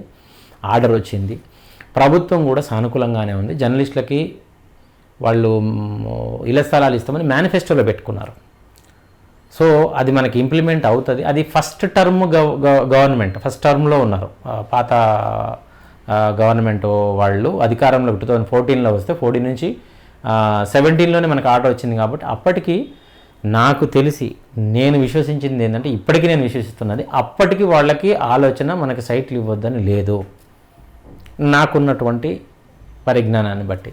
కానీ ఆ తర్వాత మరి ఎందుకు ఎవరు ఎట్లా క్రియేట్ చేసిండ్రో ఉన్నాయి. వాస్తవాలను మాట్లాడుకుంటే కొంతమందికి నొప్పి కలుగుతుంది. చెప్పండి. మీరు వంశీ గారు మీకు కమిటీలో ఆఫర్ ఇచ్చారని చెప్పుకుంటున్నట్టు వార్తలు, అది ఎంతవరకు నిజమండి? కమిటీలో ఆఫర్ ఇవ్వడానికి వ్యక్తులు చేయాల్సిన పని కాదండి. యాజ్ పర్ యాక్ట్ నేను సుప్రీంకోర్టులో విషయాలు కొన్ని ఆ నాలెడ్జ్ని ఇంప్లిమెంట్ చేసుకున్న తర్వాత మన యాక్ట్ని బైలాస్ని కూడా తరోగా చదివిన చాలా విషయాల్ని మన వాళ్ళకి బైలాస్లో ఉన్న వాటిని అప్పుడు యాక్ట్లో ఉన్న వాటిని కూడా కొంత కమ్యూనికేట్ చేసి చదవమని చెప్పి గ్రూపుల్లో కూడా యాక్ట్ని బైలాస్ని కూడా పెట్టి అందరిని ఎడ్యుకేట్ చేసే ప్రయత్నం చేసిన. దాని ప్రకారం ఏంటంటే యాజ్ పర్ మన బైలాస్ ప్రకారము మన సొసైటీలో ప్రతి సంవత్సరం ఎలక్షన్ జరగాలి. 5 డైరెక్టర్లు మనం ఉండేది. 5 డైరెక్టర్లలో ప్రతి సంవత్సరం ఒకరు రిటైర్ అయిపోతారు. ఆ రిటైర్ అయిన వాళ్ళ ప్లేస్లో వాళ్ళ టెన్యూర్ జరిగే కంటే 1 మంత్ ముందే, సర్టన్ పీరియడ్ ముందే కొత్త వాళ్ళని మనం ఎలక్ట్ చేసుకోవాలి. సో అది ఎట్లా అంటే ఆ ప్రాసెస్ 1 month ముందే స్టార్ట్ చేసి వాళ్ళ టెన్యూర్ డేట్ లోపల కొత్త డైరెక్టర్ అపాయింట్ కావాలి. ఆల్రెడీ ఉన్నవాళ్ళైనా అపాయింట్ కావచ్చు, కానీ ఇట్లా కాకుండా ఈ నామినేట్ చేసుకునే సిస్టమ్ ఏదైతే ఉందో అది మోనోపోలీ లాగా జరిగింది. అది నేను యాక్సెప్ట్ చేయలేదు. కోర్స్ ఒక పాయింట్ ఆఫ్ టైంలో ఏమనుకున్నామంటే మనకు కావాల్సింది ప్రయోజనం కదా, వీళ్ళు యాజ్ పర్ లా చేస్తున్నారు. అప్పటికి యాక్చువల్గా మన సొసైటీ డార్మాట్లో ఉందని చెప్పిండే డీసీఓ గారు, అప్పటి డీసీఓ గారు. మన సొసైటీకి ఆడిట్స్ లేవు, రెగ్యులర్ జనరల్ బాడీ మీటింగ్ జరిగినట్టు లేదు, director board of directors meeting జరిగినట్టు లేదు, మినిట్ సబ్మిషన్ లేదు, ఐటీ రిటర్న్స్ లేవు, ఏం లేవు. ఆయన ఒకటే అన్నాడు, ఇన్నేళ్ల నుంచి దాదాపుగా ఇది డార్మాట్లో ఉన్నదండి, 2013లోనే ఏమో లాంగ్ బ్యాక్ చేసిండ్రు, 13 or 12 అప్పటి నుంచి ఇప్పటివరకు దాదాపుగా 3-4 years మీ సొసైటీ డైరెక్టర్ ఎలక్షన్స్ జరగలేదు. సో 3 సంవత్సరాలు డైరెక్టర్ ఎలక్షన్స్ జరగకపోతే ఆటోమేటిక్గా 5 డైరెక్టర్లో 3 రిటైర్ అయిపోతే 2తోని కోరం ఉండదు, అది అసలు కమిటీయే కాదు. సో ఇప్పుడైనట్టుగానే రద్దయ్యే పరిస్థితి ఉంటుంది. సో కాబట్టి అట్లా జరిగినా కూడా 2017లో వంశీ గారు సుప్రీంకోర్టుకి అఫిడవిట్ కూడా ఫైల్ చేసిండ్రు. సో అది నాకు అఫిడవిట్ కాపీతో సహా ఏదో నేను డీటెయిల్స్ కోసం తీసుకున్నప్పుడు అది నాకు దొరికింది. అయినా సరే అది నా చేతికి వచ్చింది, అది తీసుకొచ్చి ఇచ్చాడు అడ్వకేట్, నాకు తెలిసిన అతను. అయినప్పటికీ నేను అది క్వశ్చన్ చేయాలనుకోలేదు, ఎందుకంటే మనకి ప్రయోజనం జరిగేటప్పుడు మన ప్రయోజనాన్ని మనం ఎందుకు ఆపుకోవాలి అన్నట్లుగా ఆ లీగల్ థింగ్ నాకు తెలిసినా కూడా దాన్ని పాయింట్అవుట్ చేయకుండా సైలెంట్గా ఉన్నా. చెప్పండి. ఈ మధ్యలో మీరు కనిపించకపోవడానికి కారణం ఏంటి? ఎందుకు మిమ్మల్ని మళ్ళీ మన సభ్యులందరూ కొంచెం వాస్తవంగా జరిగింది ఏంటంటే 2017 ఇంటీరియం రిలీఫ్ ఆర్డర్ వచ్చేంత వరకు, ఆ తర్వాత జరిగినటువంటి పరిణామాల క్రమంలో నిజాంపేట సైటు వచ్చేంత వరకు నేను పట్టు వదలకుండా ఎవరు బెదిరించినా అదిరించినా, ఎవరు ఆపాలని చూసినా, ప్రలోభ పెట్టాలని చూసినా ఎవ్వరికి నేను లొంగలే. నేను ఒకటే చెప్పిన, నేను ఒక ఆర్మీ కుటుంబం నుంచి వచ్చిన వాడిని, మా ఫాదర్ 2 యుద్ధాల్లో పార్టిసిపేట్ చేసినవాడు. So being a son of A soldier మాది ఎట్లా ఉంటుందనంటే ఒక కాన్సెప్ట్ నమ్మినామంటే ఆ నమ్మిన సిద్ధాంతం ప్రకారం మొత్తం ప్రలోభాలకు తొందరగా లొంగే విధానాలు అన్నిటికీ ఉండవు. అఫ్కోర్స్ నాకు నేను గొప్ప చెప్పుకోవడం కాదు, కానీ నేను అవలంబించిన విధానాలు ఎప్పుడూ కూడా చాలా స్ట్రైట్ ఫార్వర్డ్. నేను దాదాపుగా నేను చదువుకుంది పాలిటెక్నిక్ స్టేజ్ నుంచి కూడా, నేను పిహెచ్డీ దాకా చదివినా కూడా ఎక్కడ కూడా వెల్ఫేర్ ఓరియంటేషన్లో, స్టూడెంట్ వెల్ఫేర్ ఓరియంటేషన్నే ఆలోచించుకుంటూ చేసుకుంటూ వచ్చిన, కానీ ఎక్కడ పార్టీలకి లేకపోతే ఒక ప్రలోభ పెట్టేటువంటి వాటికి ఎప్పుడు కూడా బెండ్ కాలేదు. ఇక్కడ కూడా జర్నలిజంలోకి వచ్చిన తర్వాత కూడా నాకు అర్థమైంది ఏంటంటే ఆ విద్యార్థి దశలో చేసిన సర్వీస్ కార్యక్రమాలు వేరు, ఇక్కడ ఈ పర్టికులర్ మన సొసైటీకి సంబంధించినటువంటి విషయంలో ఇది ఆర్థికంగా ఆర్థికమైనటువంటి సపోర్టు లేకుండా నేను ఈ సొసైటీకి ఏమీ చేయాలన్నా కూడా ముందుకు పోలేని పరిస్థితి. ఎందుకంటే ఢిల్లీ పోవడం రావడం దాదాపుగా 25-30 సార్లు తిరిగి ఉంటాను నేను. సో పోయిన ప్రతిసారి మీకు యూ కెన్ ఇమాజిన్ ఎంత ఖర్చులు అనేవి ఎట్లా ఉంటాయి అనేది. ఈ నవేడేస్ ఎక్స్పెన్సెస్ ఎట్లా ఉంటాయి, మన travel expenses, food expenses, living expenses. So ఇవన్నిటిని కూడా నేను నా ఓన్గా బేర్ చేసుకుంటూ పోయిన తప్పితే ఎవరు నేను డబ్బులు అడగలేదు. సో ఈ నిజాంపేట సైట్ విషయంలో ఇంటీరియం రిలీఫ్ ఆర్డర్ వచ్చిన తర్వాత సైట్ వచ్చేంత వరకు నేను దాన్ని పట్టు వదలకుండా వచ్చి జనరల్ బాడీ మీటింగ్ పెట్టిన తర్వాత నేను అనుకున్నది ఏంటంటే నిజాంపేట సైట్ మన చేతికి వచ్చింది, ఏవో చిన్నవి ఆ స్టేస్ ఉన్నాయి అవి కూడా వెకేట్ చేసి ఇక ఇది జరిగిపోతుంది, చేసేస్తారు అని అనుకున్నా. ఇంకొకటి ఏంటంటే నిజాంపేటలో మీటింగ్ పెట్టినప్పుడు మన మిత్రుడు వంశీ ఒక మాట అన్నాడు, అంటే తన సహజ శైలి అది. ఆ ఉదయ్ ఇదంతా ఎందుకు చేస్తున్నాడు అనేటువంటి టాపిక్ వచ్చింది. వస్తే ఇంకెందుకు చేస్తున్నాడు అబ్బా, ఆయన లీడర్ కావాలన్న ఈ కాయిష్ ఉంది, ఆయనకు కోరిక ఉంది, అందుకనే చేస్తున్నాడు ఇదంతా అని ఒక రకంగా అనుకుంటూ వచ్చాడు. అంటే we can't say it is very serious or very sarcastic or other thing. But అతను అన్నది నిజంగా నేను లీడర్షిప్ కోసం చేస్తున్నా అనేటువంటి డౌట్ వచ్చింది నాకు. లీడర్షిప్ కోసం నేను ఎప్పుడు పాకులాడినవాడిని కాదు, పదవుల కోసం ఎంపర్లాడినవాడిని అసలే కాదు. అట్లా కావాలనుకుంటే నేను ఇంకో లైన్ తీసుకొని పోయేవాడిని. ఆ మాట అన్న తర్వాత మరి మీరు చేస్తారా అంటే ఎందుకు జరగదు ఉదయ్, ఏమంటారు దాని ఆ పని ఆటోమేటిక్గా జరిగిపోతుంది, ఎవరున్నా చేసుకుంటూ పోతారు అన్నట్టుగా మాట్లాడతాం జరిగింది. అయితే అప్పటికే పేట్ బషీరాబాద్ ల్యాండ్కి సంబంధించినటువంటి లీగల్ ఒపీనియన్ కూడా తీసుకున్నాం. ఆ లీగల్ ఒపీనియన్ కాపీ నా చేతికి కూడా వచ్చింది. కాకపోతే ఈ విషయం చాలామందికి తెలియదు. సో అది 2017 నవంబర్లోనే నవంబర్ 17th or 18th రోజున వచ్చింది. అది నాకు సీల్డ్ కవర్లో ఆయన పంపించినప్పటికీ నా సోర్సెస్లో నాకు ఒక కాపీ వచ్చింది. సో అది క్లియరెన్స్ ఆయన ఇచ్చిన తర్వాత కూడా పేట్ బషీరాబాద్ ల్యాండ్ని చాలా రోజులు ఆపిందని చెప్పి కొంత నేను దాన్ని ఇది చేయటం, వీళ్ళతోని చాలా డిస్కషన్స్ తర్జన భర్జన జరగటం, ఎందుకు ఆపుతుంటారు అంటాం. ఇక నా ప్రెషర్ తట్టుకోలేక కొంత ఆ ఫైల్ని సర్క్యులేట్ కూడా చేయించిండ్రు. నేను దాన్ని సర్క్యులేట్ చేయకుండా వదలలే, ఎందుకు ఆపుతున్నారు అని చెప్పి అటు జేసీని, కలెక్టర్ గారిని, ఐఎంఆర్ఓని, ప్రిన్సిపల్ సెక్రటరీని, వాళ్ళ డిప్యూటీ సీఎం దగ్గర కూడా పోయినా. నేను అప్పుడు డిప్యూటీ సీఎం మహమ్మద్ అలీ గారు రెవెన్యూ మినిస్టర్గా ఉండే, ఆయన దగ్గర ఒక పిఎస్ ఉండే వెస్లీ గారు. సో వాళ్ళకి నాకున్న సోర్సెస్లో, నాకున్న వేరే కాంటాక్ట్స్లో ఆయనకి అంటే నాకు రెఫరెన్స్లో వాళ్ళకి కలిసి ఇది చెప్పడం, ఎక్కడ కూడా నాకున్న సోర్సెస్ని మ్యాక్సిమం యూటిలైజ్ చేసుకుంటూ పోయినా నేను. వాళ్ళు కూడా కాదనకుండా, గవర్నమెంట్ కూడా అప్పటికి అంత రెసిస్టెన్స్ అయితే చూపించలేదు. కానీ ఫైల్ అయితే ఒకటే రోజు నేను గమనించిన, నేను సెక్రటేరియట్లో ఉన్నా, డిప్యూటీ సీఎం గారి పేషీలో ఉన్నా. ఆ రోజు ఫైలు ఎక్కడ ప్రిన్సిపల్ సెక్రటరీ గారి దగ్గర నుంచి డిప్యూటీ సీఎం గారి పేషీకి వచ్చి ఆ పేషీలో వాళ్ళు దాన్ని ఏమంటారు ఇన్వార్డ్లో ఎంట్రీ చేసుకొని, మరి ఎందుకు ఎంట్రీ చేసుకుంటారో నాకైతే తెలియదు. యాక్చువల్గా ఇంత ప్రాసెస్ అయితే మరి అంతకుముందు డైరెక్ట్గా స్ట్రైట్ అవే ప్రిన్సిపల్ సెక్రటరీ ఆర్డర్ ఇచ్చే విధంగా ఉండే. అక్కడ నుంచి చీఫ్ సెక్రటరీ దగ్గరికి పోయింది. చీఫ్ సెక్రటరీ దగ్గరికి పోయి చీఫ్ సెక్రటరీ దగ్గర నుంచి సీఎం సెక్రటరీ దగ్గరికి వెళ్ళింది. ఒకటే రోజు జరిగింది. నేను అది కన్ఫర్మ్ చేసుకున్నా. చీఫ్ సెక్రటరీ ఆఫీస్కి నాకు తెలిసిన వాళ్ళు ఉంటే వాళ్ళకి ఫోన్ చేసి మా ఫైల్ వచ్చిందంటే, వచ్చిందండి ఆల్రెడీ సార్ కూడా ఓకే చేసి పంపించేసిండ్రు, సీఎం సెక్రటరీ దగ్గరికి వెళ్ళిపోయింది అన్నారు. సీఎం సెక్రటరీ దగ్గరికి వెళ్ళిన అప్పుడు స్మితా సబర్వాల్ ఉండే సీఎం సెక్రటరీ, పాత సీఎం సెక్రటరీ. ఆ ఆఫీస్కి ఫోన్ చేసి ఆ మేడంకి డైరెక్ట్గా చేసిన, స్మితా సబర్వాల్ గారు చేస్తే ఎత్తలేదు, లిఫ్ట్ చేయలేదు, ఆవిడ మాట్లాడలేదు. వాళ్ళ పిఎస్తోనూ మరి ఆ తర్వాత స్మితా సబర్వాల్ గారితోనూ నేను మాట్లాడితే వాళ్ళు ఏమన్నారంటే సీఎం గారు చెప్పాలండి అని అన్నారు. సీఎం గారు చెప్పాలి అన్నప్పుడు అక్కడ మీరు ఎవరు ఏంటి అనేటువంటి క్వశ్చన్ కూడా వచ్చింది. నేను యాక్చువల్గా సీఎం సెక్రటరీ గారి దగ్గర కూడా పర్సనల్గా పోవడానికి ట్రై చేస్తే కూడా వాళ్ళు మీరు ఎట్లా అంటే రిప్రజెంటేషను అన్నట్లుగా, అంటే మీరు ఏంటి సొసైటీకి అన్న ఆ క్వశ్చన్ వచ్చింది.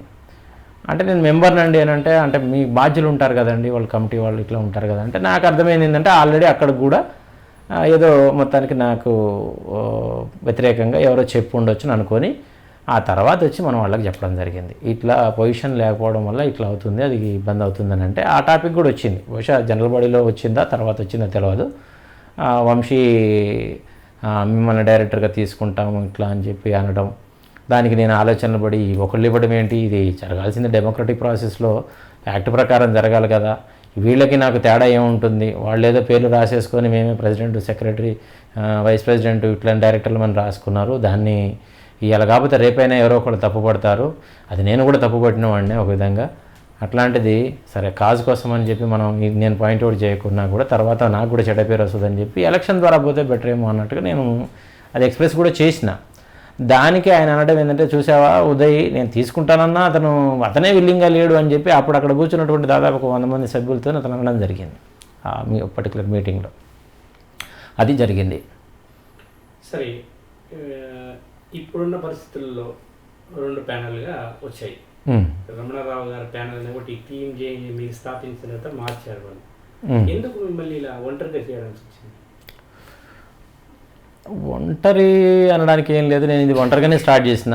అది ఎప్పుడో లాంగ్ బ్యాక్ ఒక కాజ్ కోసం when ever it is necessary నేను ఆ టైంలో కంపల్సరీగా సొసైటీ కోసం వస్తా అని వచ్చిన.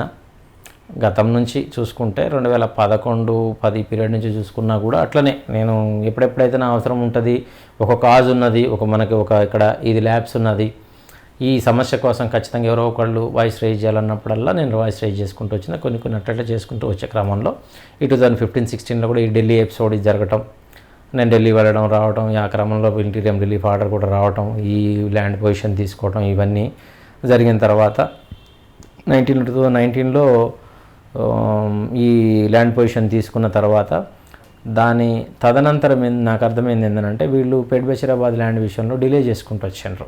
యాక్చువల్గా అది కరోనా ఇంకా అప్పటికి రాలేదనుకుంటా. డిలే చేసుకుంటూ వస్తున్న క్రమంలో సీఎం దగ్గర ఫైల్ స్ట్రక్ అయిపోయిందని అంటే, అది వీళ్ళు చెప్తున్న రీజను నాకు అప్పటి డైరెక్టర్లో ఒక డైరెక్టర్ కూడా చెప్పడం జరిగింది, సీఎం గారే ఆపిండి అంటే. సీఎం గారు ఆపినప్పుడు జనరల్ బాడీ పెట్టి జనరల్ బాడీ ఒక రిజల్యూషన్ తీసుకొని దానికి ఏం చేయాలో నిర్ణయం తీసుకోవచ్చు కదా అని అంటే, వీళ్ళు ఆ నిర్ణయం తీసుకుంటే వాళ్ళకి పదవులు ఉండవు. సో కాబట్టి వాళ్ళ ఇంట్రెస్ట్లు ఏవైతే ఉంటాయో వాటిని ప్రొటెక్ట్ చేసుకోవడం కోసం వాళ్ళు డ్రాగ్ చేసుకుంటూ రావడం జరిగింది. దీన్ని ఫేస్ చేయాలంటే నా శక్తి అనేది, నాకున్నటువంటి ఆర్థిక శక్తి అనేది సరిపోదని నాకు అర్థమైంది. అందుకనే నాకున్నటువంటి అసెట్స్ అవి క్లియర్ చేసుకోవడమా లేకపోతే ఇంకా ఏం చేయడం అనే ఆలోచన ఉండగా ఒక ప్రాజెక్ట్ వచ్చింది నాకు. ఆ ప్రాజెక్ట్ గురించి అని చెప్పేసి నేను సరే అక్కడ కొంత ఎర్న్ చేసుకొని వస్తే జర్నలిస్టులకు ఏదైనా చేయాలంటే మనం ఆర్థికంగా స్ట్రాంగ్గా ఉంటేనే వ్యవస్థకి కొంతమందికి ఏదైనా చేయాలంటే ఒక్కడిగా చేయడం అనేది చిన్న విషయం కాదు.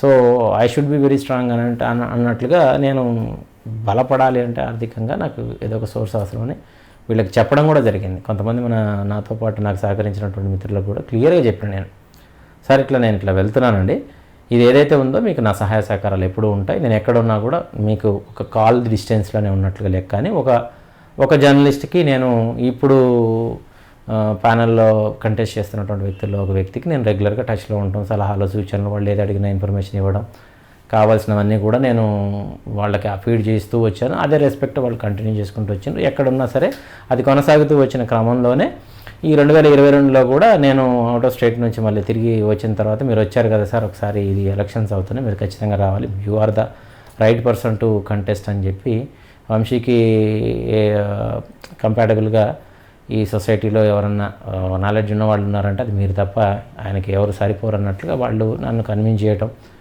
మాకు ఈవెన్ అంటే నేను అప్పుడు అంతా సడన్ రావడం ఇదంతా కొంచెం రిస్క్ కదండి అని అన్నట్టుగా అంటే కూడా అన్ని విషయాలు మేమే చూసుకుంటామండి, మీరు జస్ట్ నిలబడండి చాలు, మనకి సైట్లు కూడా తొందరగానే వస్తాయి, మనం అందరం సంఘటితమైన చాలామంది మన సపోర్ట్ ఉన్నారని చెప్పి మన వాళ్ళు నమ్మకంగా చెప్తే సరే అని చెప్పేసి వచ్చిన. ఆల్రెడీ నేను ఒకటి అనుకున్నది ఏంటంటే అప్పుడు అంతకుముందు నేను వర్క్ చేస్తున్నా, ఢిల్లీ వెళ్ళున్న, వాట్సాప్ గ్రూపులు పెట్టి అందరిని ఒక దగ్గర చేర్చిన, అందరికి ఇన్ఫర్మేషన్ ఇచ్చిన, అందరిలో ఒక అవేర్నెస్ తీసుకురావడంతో పాటు ఒక ఆశ కల్పించిన, వాళ్ళకి ఒక హోప్ అనేది క్రియేట్ అయింది, సలహాలు వస్తాయి అనేటువంటి ఒక నమ్మకం అనేది ఏర్పడేటట్టుగా చేసిన వాడిని కాబట్టి అది గుర్తుంచుకుంటారు ఖచ్చితంగా. ఆ గుర్తింపుతోనే ఇప్పుడున్న పరిస్థితుల్లో వంశీ అనే వ్యక్తి తను చేయలేకపోతున్నాడు కాబట్టి నేను 2019లో మన నిజాంపేట సైటు పొజిషన్ తీసుకున్న తర్వాత డెవలప్మెంట్ ఏం లేదు.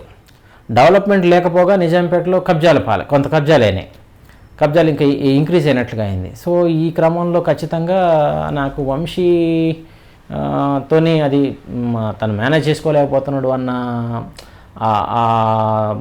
థాట్తోని మరి అతని ప్లేస్లో సరే నేను ట్రై చేస్తాను బలంగా ఓసారి అని చెప్పి ముందుకు రావడం జరిగింది. ఎలక్షన్స్లో కూడా మన వాళ్ళు చెప్పినట్టుగా పాపం వాళ్ళు అప్పుడు సిచ్యువేషన్ ఎట్లా ఉందంటే నేను వస్తానో రానో మాట ఇచ్చాను కానీ రానేమో అన్నట్టుగా వాళ్ళు అనుకున్నారు. కానీ వాళ్ళకి మాట ఇచ్చిన కాబట్టి వచ్చిన నామినేషన్ వేసినట్లుగానే వాళ్ళు అప్పటికే ఏంటంటే డౌట్ఫుల్గా వాళ్ళు కూడా నామినేషన్ వేస్తున్నారు. నేను వచ్చి నామినేషన్ వేసిన తర్వాత వాళ్ళు విత్డ్రాల్ టైంకి విత్డ్రాల్ చేసుకున్నారు, నెక్స్ట్ డే విత్డ్రా చేసుకొని నన్ను కంటెస్ట్లో పెట్టిండ్రు. ఇక దాని తర్వాత కంటెస్ట్కి పోయినాం. కాకపోతే దురదృష్టం ఏంటంటే అప్పటికి గత ప్రభుత్వానికి సంబంధించినటువంటి అధికారంలో ఉన్నటువంటి వ్యక్తి కూడా మన సొసైటీకి బాధ్యుడిగా ఉండటం. సో గవర్నమెంట్ అతనికి సపోర్ట్ ఉంది కాబట్టి నేను గెలిచినా కూడా నేనేం చేయలేనేమో అన్నట్టుగా మన సభ్యులు భావించారో ఏమో తెలియదు. నా ఎనర్జీని కొంచెం అతని ఎనర్జీతో కంపేర్ చేసుకుంటే అప్పుడున్న సిచ్యువేషన్స్ని బట్టి అతనే కరెక్ట్ ఏమో, ఇప్పటివరకు చేసుకుంటూ వచ్చింది కదా, ఇన్నేళ్ళు చేసుకుంటూ వచ్చినవాడు మళ్ళీ లాస్ట్లో ఎందుకులే ఇప్పుడు వచ్చి మళ్ళీ కొంతమంది ఎట్లా అనుకున్నారంటే ఉదయ్కి అప్పచెప్పినామంటే ఉదయ్ మళ్ళీ మొదటి నుంచి చేయాల్సి వస్తుందేమో, మళ్ళీ ఈయన ఇంకెన్నేళ్ళు పడుతుందో, ఇట్లా రకరకాల ఆలోచనలు అపోహలతోని అప్పుడు ఇంకా వేరే ఫ్యాక్టర్స్ కూడా ఉన్నాయి. నేను చాలా విన్నాను, అది కాంట్రవర్సీ అవుతుందేమో కానీ బట్ ఇట్స్ ఎ ఫ్యాక్ట్. వాళ్ళకి ఏంటంటే కొంతమందికి ఏదో ప్రలోభ పెట్టినట్టుగా చేశారని, బెదిరించారని, ఆఫీసులో ఇన్ఛార్జీలతోని చాలా వాళ్ళని దిగ్బంధం చేసినట్లుగా వాళ్ళని ప్రెషర్ పెట్టిందని, వాళ్ళని ఉద్యోగ భద్రత మీకు ఉండని పరిస్థితి ఏర్పడద్దు అన్నట్లుగా రకరకాలుగా అదిరింపులు చేసిందని విన్నా నేను. ఇన్ని చేసి వాళ్ళు గెలిచారని. సరే అన్ని చేసి గెలిచినా కూడా ఇప్పటివరకు సైట్ వచ్చిందనంటే రాలేదు. గెలిచేది గెలవాలనుకునేది అందరి ప్రయోజనం కోసం అయితే సభ్యుల యాక్సెప్టెన్స్ వస్తుంది. గెలిచేది గెలవాలనుకునేది అసలు అధికారంలో ఉండాలనుకునేది సభ్యుల యొక్క ప్రయోజనం మీద నీళ్లు చల్లడానికైతే సభ్యులు ఎప్పుడు కూడా యాక్సెప్ట్ చేస్తారని అనుకోను నేను.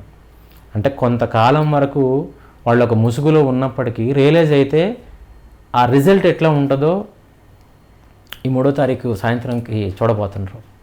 నేనైతే అనుకుంటున్నాను ఈసారి సభ్యుల్లో ఎట్లా అంటే ఒక ప్రభంజనంలాగా రియలైజేషన్ అనేది చాలామందిలో అట్లా వచ్చింది. దానికి నేను నా వంతు కృషి అయితే చాలా వరకు ఉందని చెప్పాలి. ఆ తర్వాత నేను స్టార్ట్ చేసింది, నేను ఎవరికైతే సపోర్ట్ చేస్తూ ఇంటర్నల్గా గైడ్ చేస్తూ వచ్చినానో వాళ్ళు కూడా కొంతవరకు దాన్ని ముందుకు తీసుకొచ్చిండ్రు. కానీ తర్వాత అందులో కొన్ని విషయాలు ఉన్నాయి. అవి ఎట్లా అంటే వాటి జోలికి కూడా నేను పోదలుచుకోలేదు. ఎవరి ఇంట్రెస్ట్లు వాళ్ళే, కష్టపడ్డాం కాబట్టి మేము కూడా అధికారంలో ఉంటే ఇంకా మంచిగా చేయగలుగుతామేమో అన్నటువంటి ఆలోచన కొందరిలో రావడం, దాన్ని వాళ్ళు మేమే ఉంటే బాగుండు అనుకోవడం. సో నేను కూడా వాళ్ళకి సరే మద్దతు ఇద్దాము, సపోర్ట్ చేద్దాంలే అనుకున్నాను. కానీ లాస్ట్ టైం కంటెస్ట్ చేసినప్పుడే నాకు అంత 1-to-1 టఫ్ ఫైట్లోనే నన్ను 256 మంది యాక్సెప్ట్ చేశారంటే, ఇప్పుడు 5 డైరెక్టర్లకి జరుగుతున్న పోటీలో ఖచ్చితంగా నాకు మోర్ దాన్ 600 పీపుల్ సపోర్ట్ ఉంటుంది అన్నది చాలామంది మిత్రులు ఫోన్ చేసి చెప్పడం జరిగింది. చాలామంది సీనియర్లు, పెద్దవాళ్ళు, పాపం ఆరోగ్యం బాగాలేని వాళ్ళు, ఉదయ్ గారు మీరు వస్తే మాకు ఒక సైట్ చూపించారు, ఈ సైట్ వస్తుంది, మీరు ఉండాలి, మీ పరిస్థితి ఏందో మాకు కొంత అయితే తెలుసు, ఏదో కొన్ని విషయాలు మీరు ఆర్థిక పరంగా బాగా బలపడి వచ్చి సొసైటీకి ఏదైనా చేయాలని మీరు అనుకుంటున్నారని మాకు తెలుసు. అయినా సరే మీరు ఏ స్టేజ్లో ఉన్నా కూడా ఇప్పుడు ఆ టైం వచ్చింది, మీరు ఇప్పుడు ఉండాల్సిన టైం వచ్చింది. ఇది మళ్ళీ ఇంతమంది డైరెక్టర్లకు పోస్టులకు పోటీ జరగాలంటే ఎన్నేళ్ళు పడుతుందో, ఏ దశాబ్దం పడుతుందో తెలియదు. కాబట్టి మీలాంటి వాళ్ళు ఉండాలి, మీరు వస్తే మాకు సైట్లు వస్తాయి అని పాపం చాలామంది, అంటే కొందరైతే కన్నీళ్ళు పెట్టుకున్నట్లుగా మీరు రావాలి సార్, మాకు ఇది వస్తే చాలా మా జీవితాలు టర్నప్ అయిపోతాయి అని అంటే నాకు అనిపించింది. వాళ్ళ నమ్మకం నిజంగా నేను ఒకప్పుడు చేసిన ఆ కమిటెడ్గా చేసింది, చేయాలనుకున్నది అటువంటి వాళ్ళ కోసమే. డబ్బులు బాగా సంపాదించుకొని వెల్-ఆఫ్ ఉండి ఏమంటారు కదా, లావిష్గా బతికే వాళ్ళ కోసం ఎవరు కూడా ఉద్యమాలు చేయాలనుకోరు. దాన్ని ఏమంటారు, ఒక వెల్ఫేర్ ప్రోగ్రామ్స్ అనేవి ఏవి చేసినా కూడా వెల్ఫేర్ ఓరియంటేషన్లో ఆలోచించే వాళ్ళు, నాలాంటి వాళ్ళు ముఖ్యంగా ఎవరైతే విక్టిమ్స్, సఫరర్స్, ఆర్థికంగా కానీ సామాజికంగా కానీ అంటే కొంత చితికిపోయి ఉన్న స్థితిలో ఉన్న వాళ్ళు, ఆర్థికంగా బాగా ఇబ్బందులు పడుతున్న వాళ్ళు ఎవరైతే ఉంటారో వాళ్ళ కోసమనే ఆలోచిస్తాం.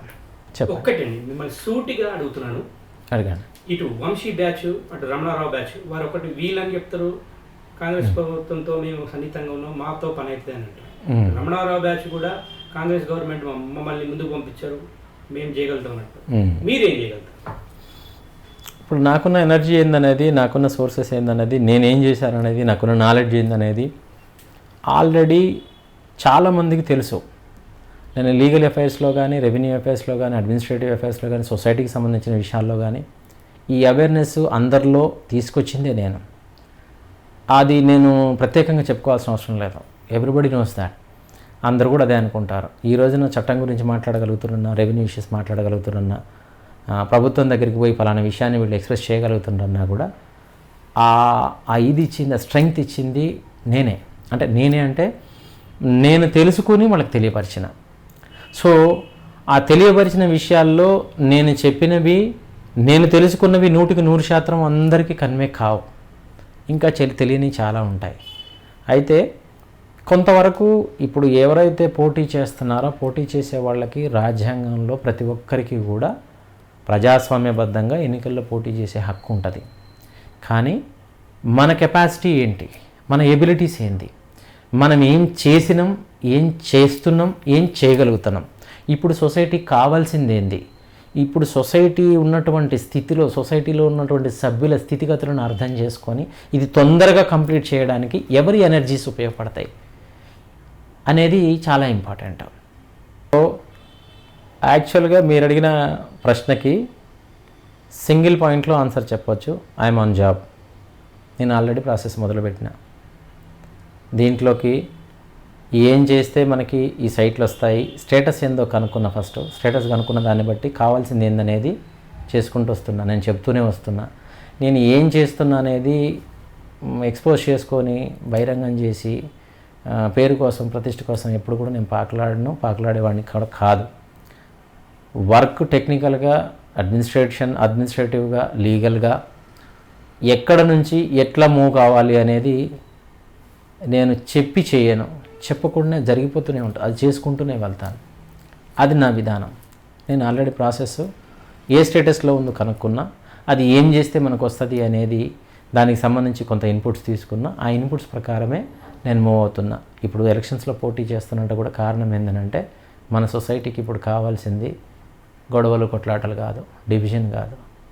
16 ఏళ్ళ అనుభవం తర్వాత కూడా మనం డివిజన్లోకి పోదాం, ఆధిపత్యం చలాయించడానికి అరువులు సాచుదాం అనేటువంటి నైజం సభ్యుల్లో కొందరికి ఉండటం అనేది చాలా బాధాకరం.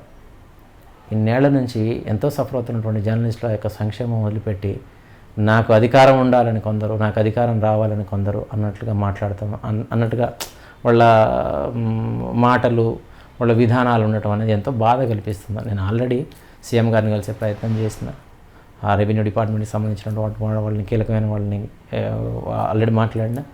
ఈవెన్ ప్రెస్ అకాడమీ చైర్మన్ గారితో కూడా నేను కలవడం జరిగింది. ఆయన విషయస్ ఆయనతో మాట్లాడటం జరిగింది. ఆయన కూడా చాలా చాలా క్లియర్గా ఉన్నారు. మనం డబ్బులు కట్టినాం, నేను అన్ని ఎక్స్ప్లెయిన్ చేయడానికి ట్రై చేసిన, చాలా విషయాలు చెప్పిన. ఆయన అన్నారు, మీరు డబ్బులు కట్టారు, మీకు సైట్ రావాలి, సైట్ ప్రభుత్వం దగ్గర ఉంది, ఒకటి వచ్చింది ఇంకోటి రాలేదు, ఇంకో సైట్ మీకు అప్పగించాలి, అది మా బాధ్యత కదా, ఇదే మాట అన్నారు. ప్రెస్ అకాడమీ చైర్మన్ గారు is very clear, his mind is very clear. నేను అందరికీ కూడా నాయకులకి రిక్వెస్ట్ చేసేది, మీకు నేను విజ్ఞప్తి చేసేది ఏంటంటే, అయ్యా గవర్నమెంట్ క్లియర్గా ఉంది, అకాడమీ చైర్మన్ గారు క్లియర్గా ఉన్నారు, మన మీద సింపతి ఉంది, మనం ఇన్నేళ్ల నుంచి బాధితులుగా ఉన్నామన్నటువంటి ఆ ఆలోచన వాళ్ళల్లో ఉంది. దయచేసి అది చెడగొట్టకండి, సామరస్యంగా ఎన్నికలు నిర్వహించుకుందాం. నేను మీ అందరికీ కూడా విజ్ఞప్తి చేసేది ఒకటే, నాయకులు కావాలనుకునే వాళ్లకు, సభ్యులందరికీ కూడా విజ్ఞప్తి చేసేది ఏంటంటే, నాకున్నటువంటి ఇన్పుట్స్ ఏవైతే ఉన్నాయో వాటి ప్రకారం ప్రభుత్వం మనకి సానుకూలంగా ఉంది. ఈ సైట్లను మనకి కేటాయించింది నాటి కాంగ్రెస్ ప్రభుత్వం, వైఎస్ రాజశేఖర రెడ్డి గారి నేతృత్వంలో ఉన్నటువంటి కాంగ్రెస్ ప్రభుత్వం. ఇప్పుడు ప్రస్తుతం ఉన్నది కూడా రేవంత్ రెడ్డి గారి నేతృత్వంలో ఉన్నటువంటి కాంగ్రెస్ ప్రభుత్వం. రేవంత్ రెడ్డి గారు స్పష్టంగా చెప్పారు, ముఖ్యమంత్రి గారు ఎన్నికల ముందు చెప్పిండ్రు, ఎన్నికల తర్వాత కూడా చెప్పిండ్రు, మన ల్యాండ్ ఇవ్వడానికి నాకు ఎలాంటి అభ్యంతరం లేదని.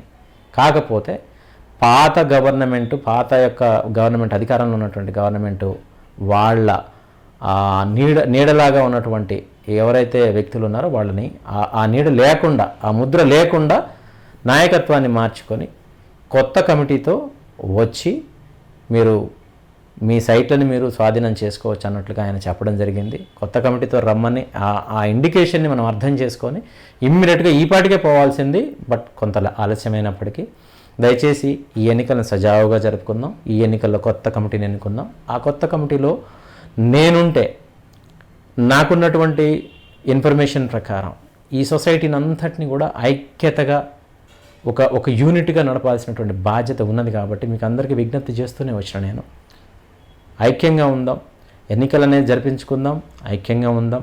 ఐక్యత అనేది ఈ ఎన్నికల్లో చాటాల్సినటువంటి పరిస్థితి ఉన్నది. నాకు వేసే ఓటు మనందరికీ మనం వేసుకుంటున్న ఓటు. పోయినసారి ఎలక్షన్లో కూడా నేను చెప్పిన విషయం, అప్పుడున్న పరిస్థితుల్లో రిజల్ట్ ఏ విధంగా ఉన్నా ఈసారి రిజల్ట్ అప్పటికి భిన్నంగా అందరూ ఊహించని విధంగా ఉండబోతుందని నేను ఆశిస్తున్నాను. ఎంత ఎక్కువ మంది ఎక్కువ స్థాయిలో నాకు వచ్చే ఓటు మీకు వచ్చినట్లుగానే, ఎంత అత్యధికులు నా యొక్క విజ్ఞప్తిని అర్థం చేసుకొని నన్ను యాక్సెప్ట్ చేస్తారో, నాకు ఓటు వేస్తారో, అది మన పేట్ బషీరాబాద్ సైట్ స్వాధీనం చేసుకోవడానికి మార్గాన్ని సుగమం చేస్తుంది. త్వరితగతిన మనకి సైట్ రావడానికి అవకాశం ఉంటుంది అని చెప్పి మీకు సవినయంగా మనవి చేస్తున్నాను. ఈ ఎలక్షన్స్లో మీ తరపున నిలబడుతున్నటువంటి అభ్యర్థిగా నా పేరు జి ఉదయ్ కుమార్. నా సీరియల్ నెంబరు, మన సీరియల్ నెంబరు 4. మన గుర్తు బ్రష్ గుర్తు. ఈ బ్రష్ గుర్తుకి సీరియల్ నెంబర్ 4కి ఉదయ్కి ఓటు వేయడం అనంటే మీరు ఓటు వేసుకున్నట్లే, మనం ఓటు వేసుకున్నట్లే మన సొంతింటి కలను నెరవేర్చుకోవడానికి, స్థలాల సాధనకు ఈ యొక్క ఓటు అనేది, మన ఓటు అనేది ఒక మార్గంగా, ఒక అంతిమమైనటువంటి ఫలితంగా ఉంటుందని చెప్పి మీ అందరికీ విజ్ఞప్తి చేస్తున్నాను. సెలవు తీసుకుంటున్నాను.